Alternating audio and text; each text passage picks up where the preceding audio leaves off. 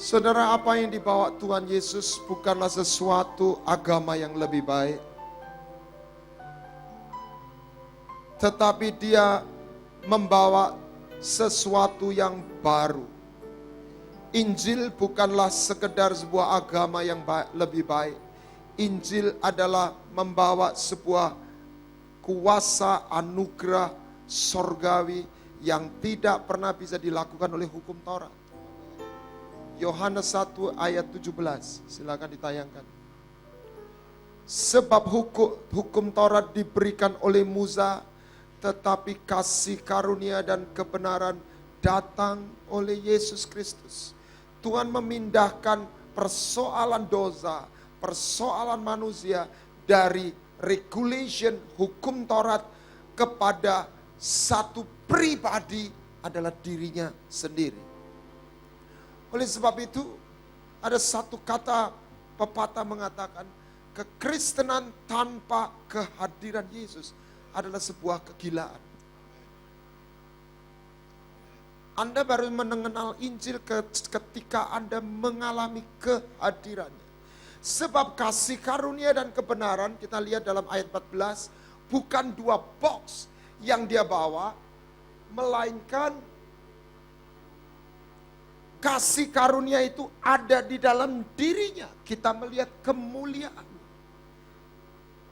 Di dalam dia sebagai anak tunggal Bapa, penuh kasih karunia dan kebenaran.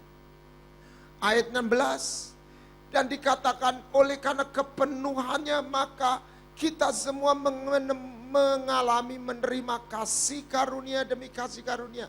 Ada satu level demi level.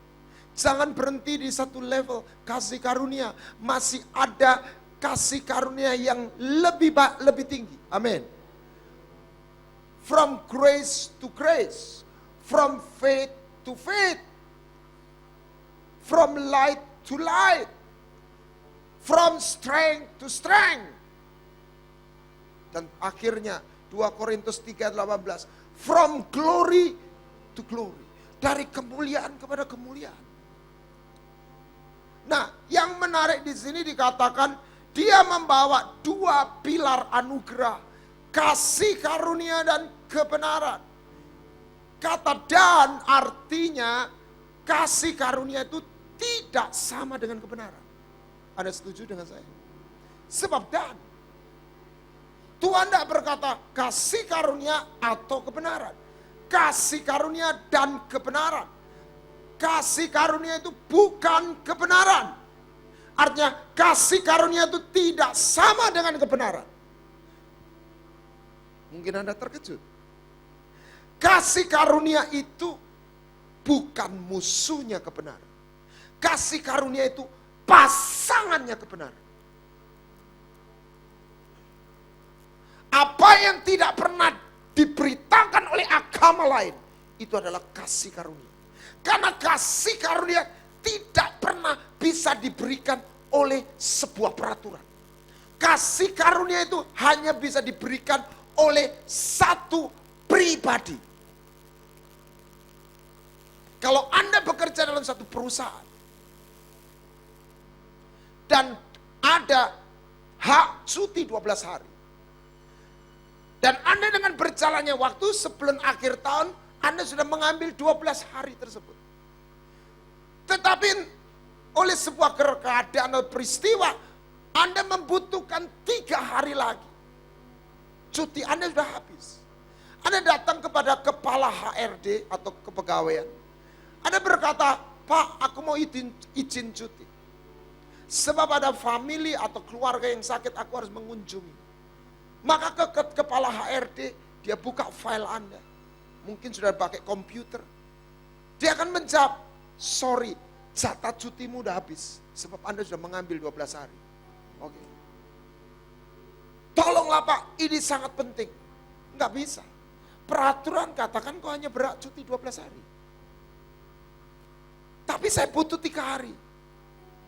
Ya, kalau mau ya potong gaji. Waduh, potong gaji Pak. Cicilannya udah banyak ini. Enggak cukup nanti. Ini cuma cerita imajiner. Siapa yang bisa memberi dispensasi? Siapa yang bisa memberi apa istilahnya? Ya, dispensa kebijakan. Setelah memahami persoalan, keadaan yang Anda hadapi. Siapa? Ini bukan Tuhan Yesus, ini perumpamaan. Siapa yang bisa boss, the owner. Setuju? The owner. Kenapa kasih karunia itu tidak pernah diberitakan oleh nabi yang lain? Sebab nabi itu pegawainya Tuhan. Tapi Yesus, He is the owner.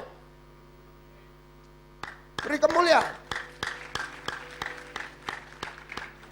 Itulah sebabnya dia berkata, aku datang oleh karena kepenuhannya. Maka orang yang percaya will receive grace upon grace. Kasih karunia demi kasih karunia. Kata grace ini gak pernah diberitakan oleh nabi yang lain. Anak yang hilang.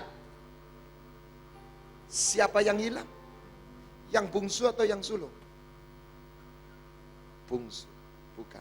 Yang hilang dua-duanya. Anak yang bungsu terhilang karena dia keluar atau melanggar kebenaran. Ya. Tapi anak yang sulung, catat baik-baik. Dia berkata, aku melayani Bapa. Aku gak pernah melanggar perintah Bapa. Tetapi kenapa dia tidak mengalami kebaikan Bapa? Catat baik-baik. Bukan bapaknya tidak pernah memberi, tidak mau memberi anak kambing. Bapaknya menjawab, engkau kan bersamaku nak. Punyaku itu punyamu. Jadi yang membuat kenapa anak sulung itu tidak mengalami kebaikan Bapa? Karena dia tidak pernah memahami kasih karunia. Dia gak pernah punya hati seorang anak. What is grace? Grace itu lahir dari sebuah perjanjian. Hubungan suami istri itu perjanjian.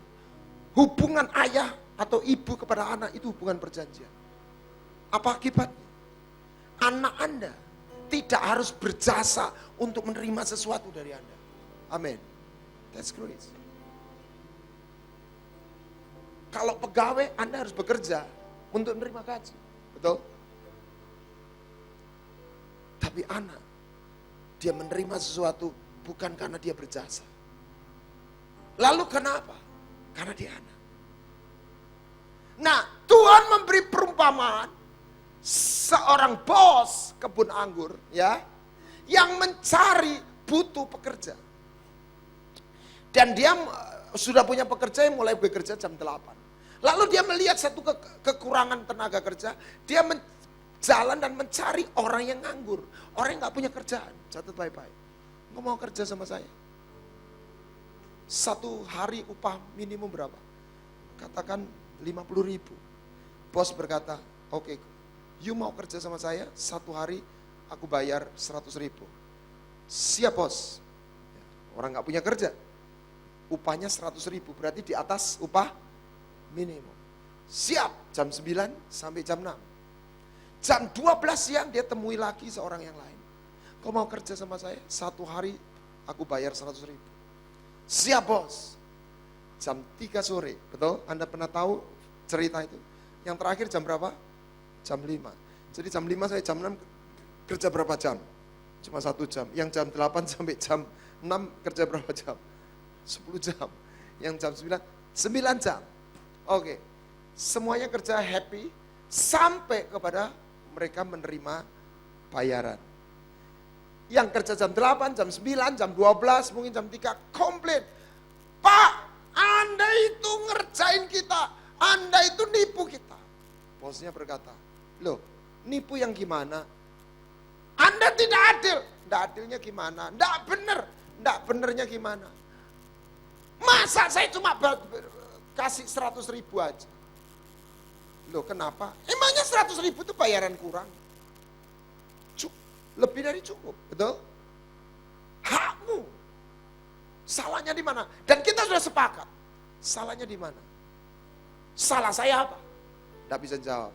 Akhirnya dia coba ngomong, ya tapi kenapa yang 1 jam kok kamu kasih ribu. Betul ya? Jawabnya bosnya apa? Urusan aku mau ngasih 100 ribu, kok 100 ribu, 1 juta, itu kan duitku. Aku kan gak ngambil duitmu. Amin. Itu bukan peraturan, itu bukan hukum accounting, itu satu pribadi. Gua suka sama dia. Emangnya aku merugikan kamu? Aku suka sama dia, itu urusanku. Amin. That's grace. Pastikan Anda disukai Tuhan.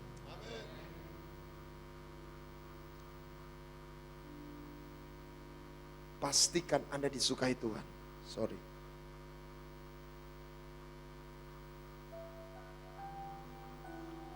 Ininya ada lagunya jalan. Sorry, saya bunuh dulu.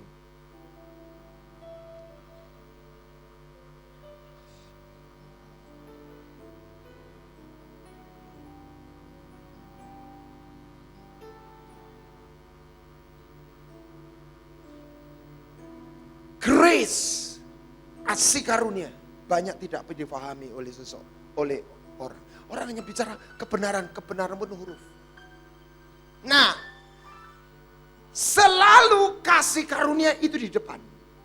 Bukan kebenaran dan kasih karunia. Kasih karunia tidak boleh berdiri sendiri. Selalu harus dipasangkan dengan kebenaran. Kasih karunia itu tidak bayar, gratis. Kebenaran itu bayar. Segala sesuatu selalu dimulai dari kasih karunia dan harus diikuti dengan kebenaran. Contoh, kita ini sehat waktu SMP dan SMA, mungkin waktu kuliah. Sehat itu kasih karunia. Enggak ada anak SMP SMA makan gulai kambing, disambung makan durian kena stroke, enggak ada. Betul ya? Betul. Sehat itu kasih karunia. Tapi kalau Anda sudah umur 40-50, Anda bisa sehat. Tapi Anda harus menjalankan kebenaran. Makannya nggak boleh sembarangan. Setuju? Ibu-ibu jangan tersinggung. Langsing waktu SMP SMA itu kasih karunia. Anda nggak perlu diet, langsing sendiri.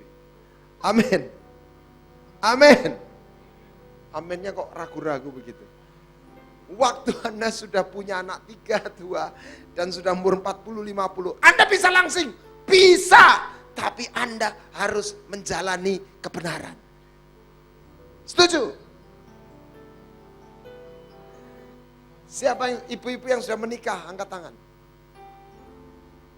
Kok angkat tangannya ragu-ragu? Oke. Gimana Anda menikah? Pertama kan pacaran. Gimana ada pacaran? Anda kan diajak date. Ya. Waktu date pertama, kencan pertama. Percayalah, Anda nggak perlu bawa dompet. Pasti ditraktir. That's grace. Anda itu kenapa sih kok ditraktir? Bukan karena Anda itu pernah berjasa sama pria itu yang jadi suamimu, ya. Bukan karena engkau pernah ngutangi dia. Bukan karena engkau pernah nolong dia. Lah kenapa Anda ditraktir? Karena dia jatuh cinta. That's it. Kenapa sih Tuhan itu kok mati buat kita? Kenapa sih dia berbuat ini dan itu? Apa kita berjasa? Enggak. Amin. One simple reason. Because He fall in love with us. Anda nggak tahu Tuhan itu jatuh cinta. 29 tahun yang lalu ketika pertama kali saya dijamah, saya bengkok, Tuhan kau tuh cinta atau sama aku? I don't know. Tadi pagi saya sudah bagikan. What kind of love? Bukan sekedar general love. It's a personal. Anda boleh beli rekamannya. It's personal love. Nah, setelah Anda ditraktir, ya, dapat grace, Anda akan ditanya, kamu mau jadian enggak sama saya? Betul kan? Artinya engkau mau diajak jadian. Nah, kalau orang fansnya banyak, itu masih mikir-mikir. Kenapa? Kalau dia bilang, ya, itu artinya dia nggak bisa goncengan sama pria lain. Amin. Dia harus menguduskan dirinya. Halo? Apalagi kalau dia berkata, will you marry me? Bahasa Jawa nih, kue dipek. That is true. Itu kebenaran. Masalahnya banyak orang mau ditraktir sama Tuhan Yesus. Tapi dijak jadian, moh. Katakan kanan kirimu, udah jadian belum sama Tuhan? Ayo ngomong, udah jadian belum sama Tuhan? Semua orang pasti mau ditraktir sama Tuhan Yesus, betul nggak? Tapi setelah Anda ditraktir, dia tanya, engkau mau enggak jadian sama aku? Engkau mau enggak jadi milikku? Amin. Amin. Dan kalau engkau jadi miliknya, engkau enggak bisa lirik-lirik pria yang lain. Amin. Amin. Engkau enggak bisa lirik-lirik ilah yang lain. Grace should be first. Nah, kasih karunia itu harus yang pertama. Jangan kebenaran dulu. Ketika Yesus bertemu dengan Maria Magdalena, dia udah diseret. Dia berdosa menurut hukum Taurat. Kebenaran hukum Taurat bukan kebenaran di dalam roh hukum Taurat, tapi dia kebenaran dalam Kristus menggenapi hukum Taurat. Menurut hukum Musa, perempuan ini harus dirajam. Yesus tidak menentang, Yesus tidak berkata hukum itu terlalu kejam, hukum itu salah. Tetapi dia berkata siapa yang tidak pernah berdosa silakan lempar pertama kali. Dan dia nulis sesuatu yang saya yakin itu nama willnya ahli-ahli Taurat itu. Sehingga dia shock. Kalau enggak gitu enggak shock. Ya. Lalu perempuan ditanya setelah cuma berdua. Di mana orang yang mau menghukum kau? Tidak ada Tuhan. Aku pun tidak menghukummu. That is grace. Grace. Kasih karunia. Pulang. Jangan berbuat dosa lagi. Itu kebenaran. Anda tidak boleh memisahkan kasih karunia dan kebenaran. Tapi untuk Anda mengenal kebenaran, Anda harus mengalami kasih karunia lebih dulu.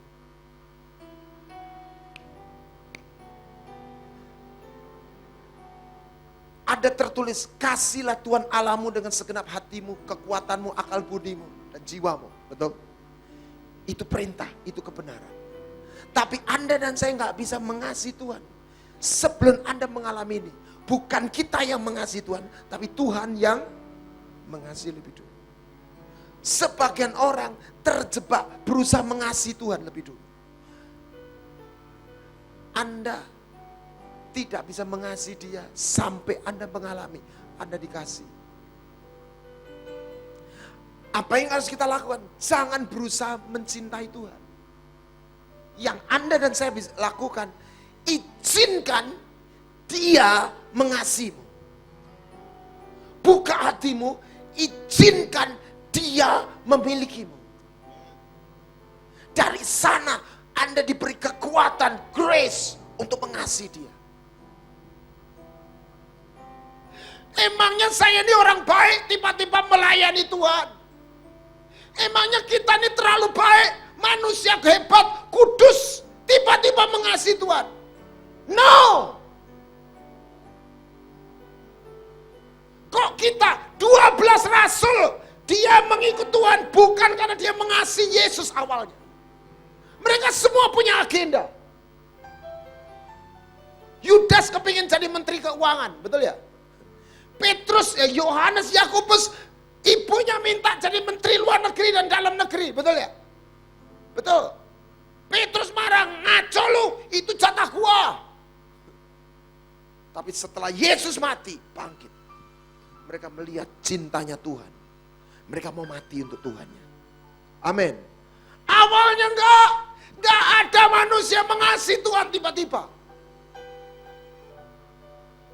Sebagian orang sok rohani, mengasihi Tuhan, tanpa dia mengalami dikasih Tuhan. Jadinya enggak rohani, rohana. Orang yang mengabdi Tuhan, tanpa dia mengalami Tuhan, dijamah Tuhan. Jadinya dia orang yang kejam. Mungkin bermoral, tapi dia cenderung menuding orang. Karena dia tidak pernah kenal grace. Karena grace itu tidak pernah diberikan oleh sebuah peraturan. Person. Nah, kenapa Tuhan dalam doa Bapa kami menekankan ada satu poin yang diulang 2 kali. Ampunilah orang yang bersalah kepadamu. Karena pengampunan itu adalah bentuk grace. Anda nggak tunggu orang itu minta ampun, minta maaf kepadamu. Anda mengampuni lebih dulu. That grace. Makanya bahasa Inggrisnya forgive. Before he do something, you give.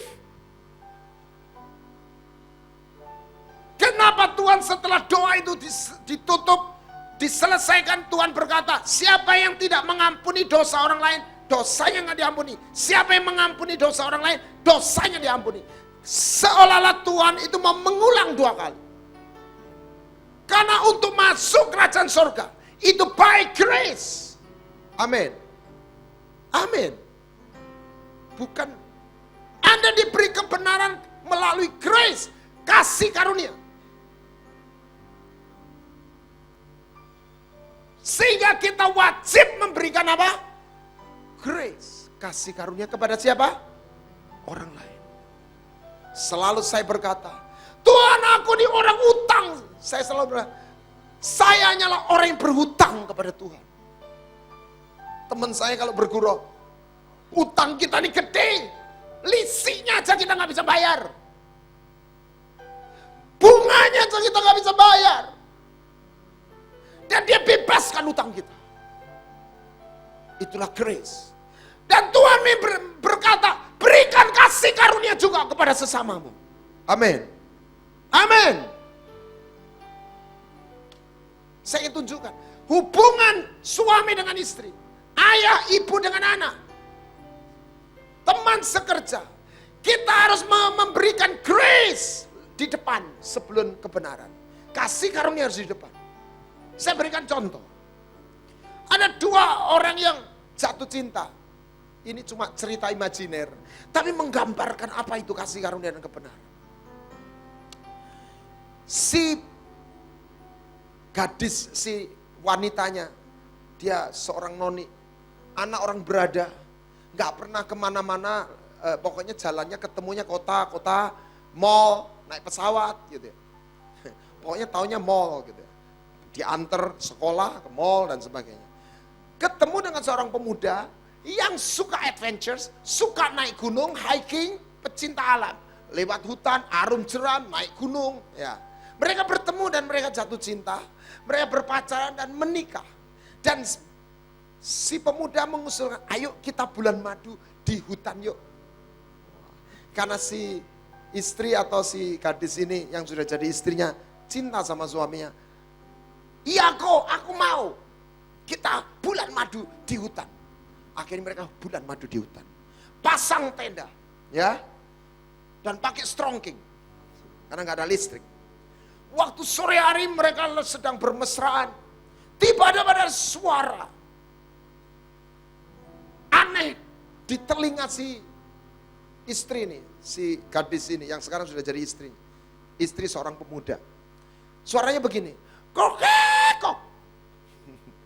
Anda tahu suara apa itu? Suara apa itu sayang? Tenang aja, itu suara ayam. Ayam hutan. Siapa yang pernah dengar suara ayam hutan? Loh, nggak pernah toh? Rumah saya itu dulu Madiun, dekat Saradan, itu hutan jati, itu banyak ayam hutan. Bunyinya lain sama ayam kampung. Nggak tahu toh? Kok. Ketok gitu. Nah, si pemuda, si suami bilang, tenang aja sayang, itu suara ayam hutan. Si istri sok pinter, sok tahu. ayam nggak gitu, itu bebek. Itu bebek. Kok bebek? Ayam sayang. Enggak, bebek. Kok bebek? Ayam, ayam hutan. Akhirnya tensinya naik.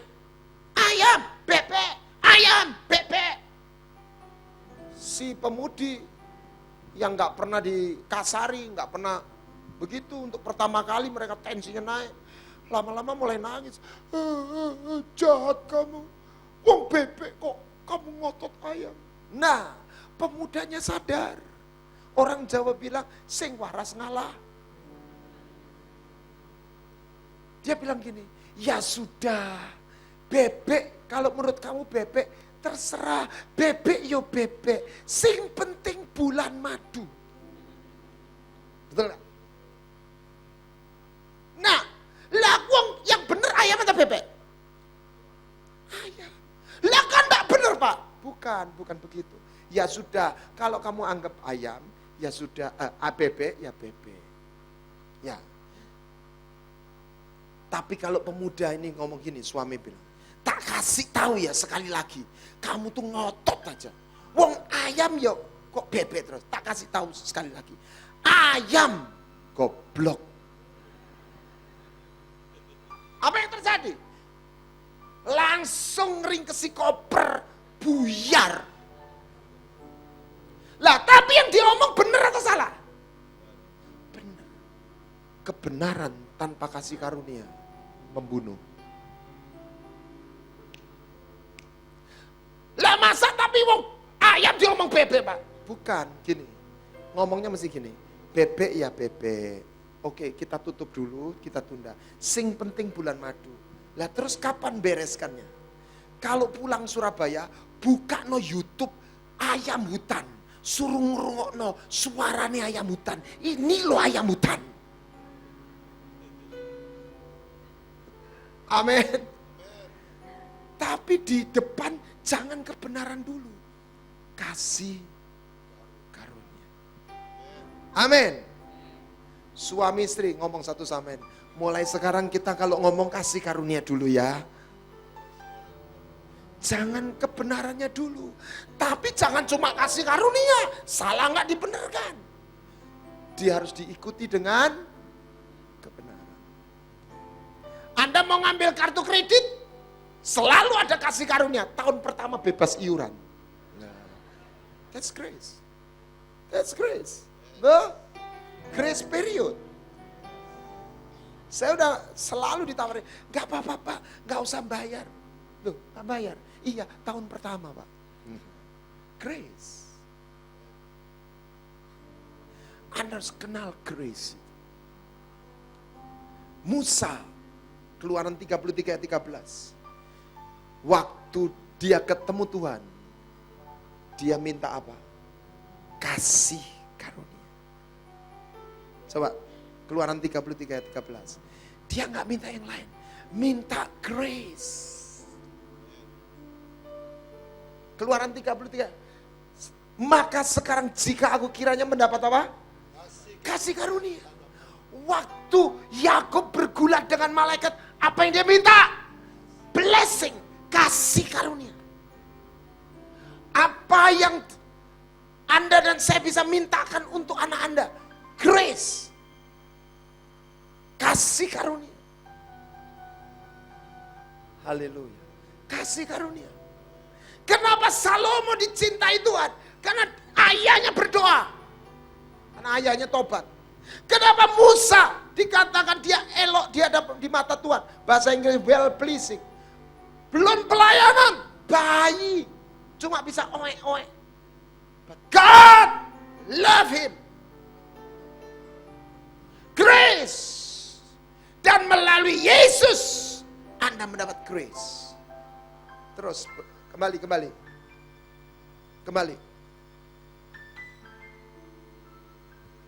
Dia minta kasih karunia, tetapi setelah itu beritahukan apa? Jalanmu. Kebenaran adalah jalan. Jadi Musa minta kasih karunia. Setelah itu kebenaran. Ayat 18. Ketika orang berjalan dalam hidup dalam kasih karunia dan berjalan dalam kebenaran, maka dia akan mengalami apa? Melihat apa? Kemuliaan.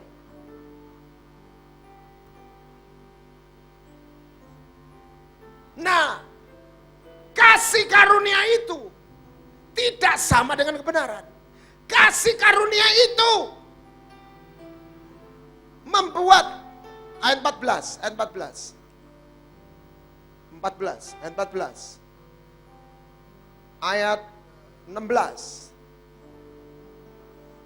Dari mana gerangan diketahui bahwa aku mendapat kasih karunia, aku dan umatmu ini, kecuali engkau berkenan berjalan, hadir bersama kami, sehingga kami berbeda dengan orang lain.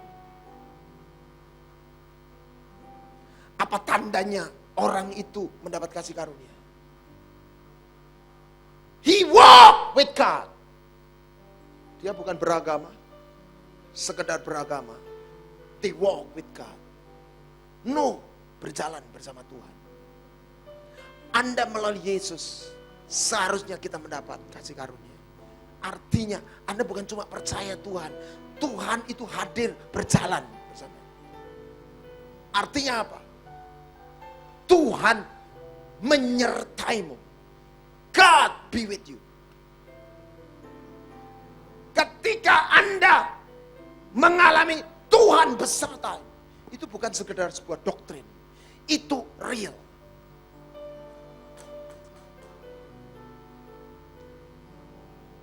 Kejadian 39 ayat 3. 39 ayat 3. Ketika Yusuf di Mesir, dia nggak punya KTP, dia nggak punya modal, dia nggak punya posisi, dia nggak punya kedudukan, dia hanya seorang budak. Tetapi Alkitab mengatakan dia punya sesuatu. Kejadian 39 ayat 3. Bukan Keluaran, Kejadian. Tetapi dia punya satu, bahwa Yusuf apa? Disertai Tuhan. Ayat 2, ayat 2. Ayat 2, ayat 2. Come on. Ayat kedua. Tetapi Tuhan menyertai Yusuf. Betul? Dan membuat dia berhasil. Ayat 3. Yang menarik. Setelah dilihat tuannya. Tuannya itu siapa? Potifar. Potifar orang beriman enggak?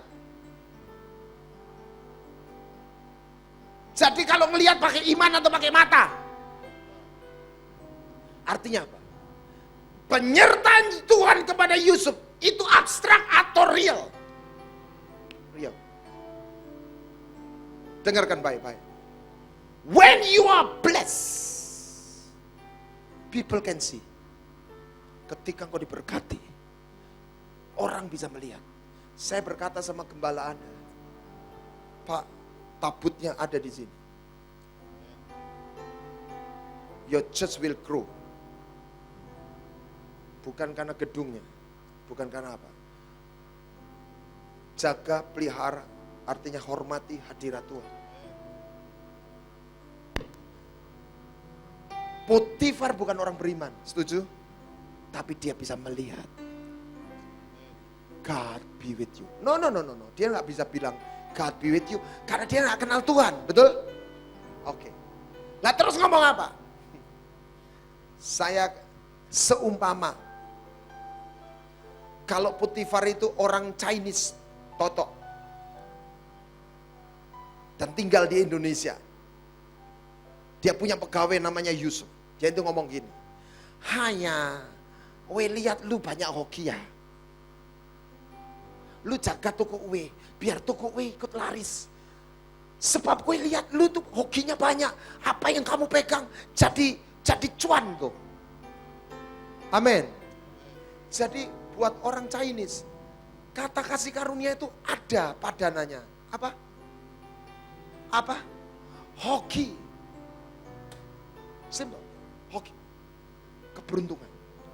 Saya tidak katakan hoki lengkap kasih karunia, tapi salah satu simpelnya, God be with you. Kebajikan dan kemurahan mengikuti. Dan kasih karunia itu menimbulkan iri hati. Because it's not fair. Lihat, pekerja yang 9 jam, 6 jam. It's not fair, my Lord. Terasa tidak adil. Wong sana kerja 1 jam, kok dikasih sama.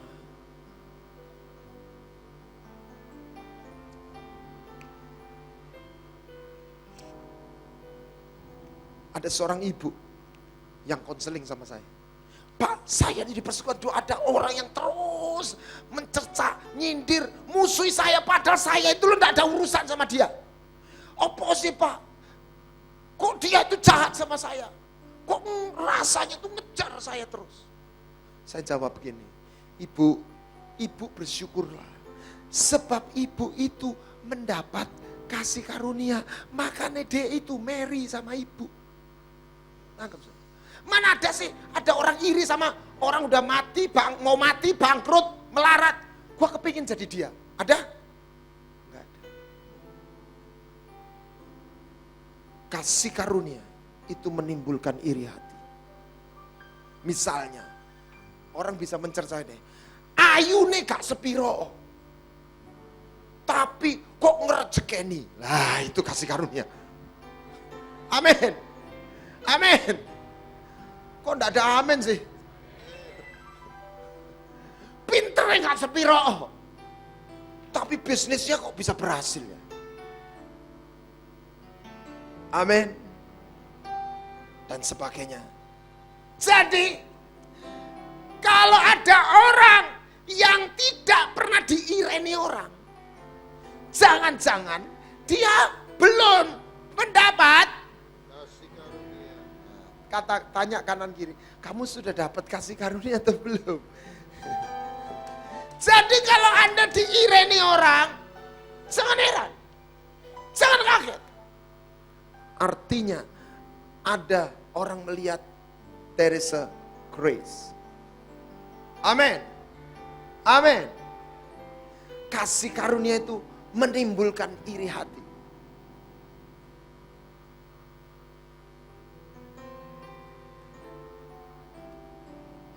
Penyertaan Tuhan, kasih karunia nyata sama Yusuf. Fir'aun mengangkat Yusuf jadi Perdana Menteri. Ketemu sama Yusuf berapa lama? Berapa kali? 1 kali. Dia bisa melihat, you are the man. I can see something between you. Something within you. A wisdom. Pegang perusahaanku, aku mundur jadi preskom, jadi presdir, dan Fir'aun tidak salah pilih. Amin. Kalau Anda nggak punya modal, tapi kalau seorang konglomerat mempercayakan, dia percaya sama Anda bisa kekurangan enggak? Catat baik-baik. Tapi bagaimana seorang kaya raya bisa percaya sama Yusuf? Dia melihat sesuatu di dalam Yusuf. Jadi apa yang Anda minta kepada Tuhan? Grace. Grace. Esther kenapa dipilih sama raja? Paling cantik? Tidak pernah tertulis Esther paling cantik. Tapi Esther menimbulkan kasih sayang. Grace. Jadi kalau mengalami hadirat Tuhan, ketemu Tuhan, apa yang kau minta? Apa yang kita minta pertama? Grace. Grace. Nah, kita lihat coba 1 Samuel.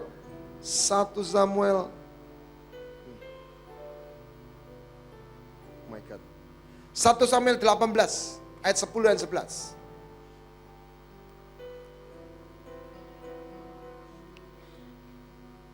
Saudara, Daud sama Saul, waktu itu Daud masih sinyo, tukang gembala kambing, mengalahkan Goliat.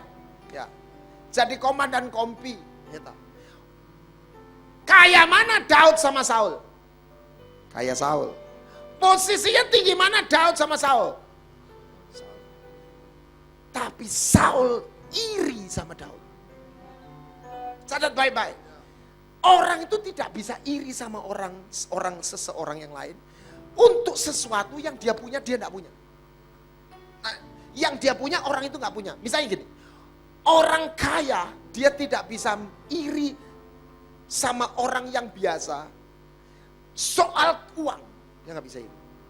Tapi dia bisa iri sama orang biasa kalau dia misalnya nggak seberapa cantik, orang yang biasa itu lebih cantik. Kok kamu lebih cantik dari saya? Nangkep saudara? Pernah dengar cerita Putri Salju? Putri Salju yang jahati kan ibu tirinya, gitu. Dia punya cermin ajaib. Cermin siapa yang paling cantik di negeri ini? Cerminnya jawab apa? Nggak pernah baca cerita itu. Putri Ngkola, tapi Putri Salju bertumbuh jadi remaja, dewasa. Cermin siapa yang paling cantik? Kamu memang cantik, permaisuri. Tapi Putri Salju lebih, wah, dia nggak mau. Kenapa Saul iri sama Daud? Dia raja, uangnya lebih banyak, posisinya lebih tinggi. Kenapa dia iri? Waktu pulang, dengar fansnya banyak. Saul beribu-ribu, Daud. Saul bisa melihat ada sesuatu yang Daud punya, dia nggak punya. Lalu Daud dipindahkan, dinonjobkan, disuruh jadi tukang ngamen, main kecapi. 1 Samuel 18 ayat 10. Nah, zaman itu belum ada sound system. Oke? Daud main kecapi. Jadi Daud main kecapi, kira-kira jaraknya sama Saul dekat atau jauh? Dekat. Karena sound system tidak ada. Betul? Dia harus dekat. Betul? Nah, Saul ada tombak. Dia kumat gilanya, roh jahat menguasai, ayat 11. Maka dia melemparkan tombak itu. Jaraknya dekat atau jauh? Dekat. Jaraknya dekat. Saul itu orang yang biasa pegang tombak atau orang yang nggak pernah pegang? Dia bukan cuma orang biasa. Dia ratusan jam, dia ahli perang, dia jagonya nombak. Kalau di depan Anda ada penembak jitu, jarak sekian, bisa luput nggak? Dan Saul, misalnya ini Daud, dia jenderal, bukan orang biasa. Kalau Anda yang nombak mungkin bisa luput. Saul ini, luput. Saul pikir mungkin aku masih ngelindur baru tidur. Dia ambil tombak yang kedua karena mengelak 2, ditombak lagi. Kena atau luput. Saul langsung begini. Terus ayat 13. Saul menjadi apa? Kenapa? Karena dia tahu persis. Aku nggak mungkin luput jarak sekian. Kalau aku tombak 2 kali masih luput, aku tahu Tuhan beserta. Amin. When you are blessed, when God be with you, people can see. Bukan abstrak. It's real. It's real. Seorang bos besar bisa gemetar. Aku bisa melihat sesuatu dalam diri Sinyo itu. Tak tombak 2 kali. Kalau hari ini tak santet tidak bisa. Tak kerjain tidak bisa. Tak buat bangkrut bisnisnya tidak bisa. I can see God be with you. Saudara, mintalah ini. Jangan kepingin jadi Perdana Menteri, karena belum tentu Anda punya jatah Perdana Menteri, betul? Tetapi mintalah yang ada di dalam Yusuf. Mintalah apa yang di dalam Daud, amin. Kasih karunia, penyertaan Tuhan. Haleluya. Haleluya.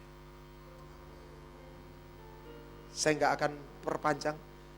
Berikutnya Anda harus mau menjadi milik kebenaran ketika Anda mendapat kasih karunia.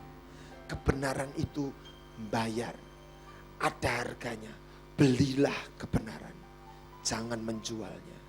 You have to pay. Cinta waktu pacaran itu grace. Datang turun dari langit. Nggak usah mbok usahakan, rasanya cinta. Tapi setelah menikah sekian tahun, Anda jangan mencintai pasanganmu hanya nunggu perasaan jatuh dari langit. Bisa-bisa nggak pernah datang-datang. Anda harus melakukan. Engkau mengasihi pasanganmu. Amin. Itu kebenaran. Anda lihat dua ini, kita harus hidup di sana. Kalau Anda mau berjalan keduanya, hidup dalam kedua pilar ini, Anda akan dibawa kepada kemuliaan. Siapa mau? Jadi apa yang Anda minta pertama kali? Kasih karunia. Mintalah untuk anakmu. Mintalah untuk anakmu. Mintalah untuk dirimu. Berikan aku kasih karunia. Jangan minta kekayaanmu. Jangan mintalah kasih karunia. Blessing itu bukan uang. Blessing adalah kuasa dan kehadiran Tuhan yang membuat orang tidak kekurangan uang. Bahkan berlimpah. That's his blessing. Jadi mintalah kehadiran Tuhan. Padang gurun menjadi mata air. Ketika engkau bersama dia. Mari kita bangkit berdiri. Haleluya.